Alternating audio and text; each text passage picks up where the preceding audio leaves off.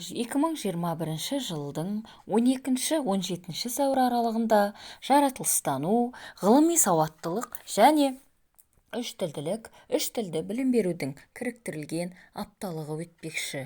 Апталықтың мақсаты мәселелерді шешуде, тың идеялар бар, жаңаша стильде ойлайтын, өз-өзіне сенімді, бәсекеге қабілетті жеке тұлғаны тәрбиелеу.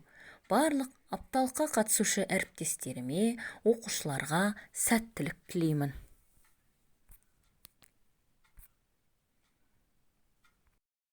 Мен ғашкер боламын, арманы бар бір ғана, талабы зор баламын. Шынығумен шындала, тезақ өсіп толамын. Жұлдыздарды жағалай, айға барып қонамын.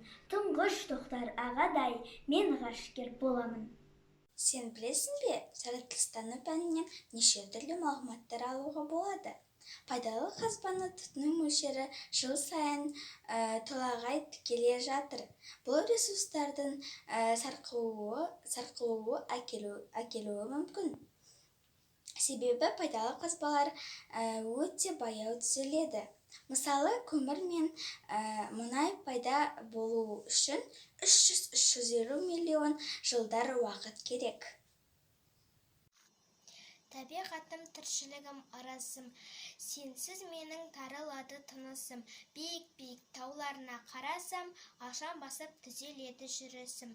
Сенсіз менің тазалығым, тынығым, сенсіз менің үзіледі үмітім. Сен бар жерде жыр тұнады көңілге, сен бір кезде құлшынамын өмірге.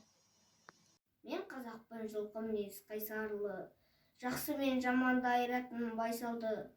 Туған жерім, табиғатым деп бүгін, асау тайың бар әлемге жар салды.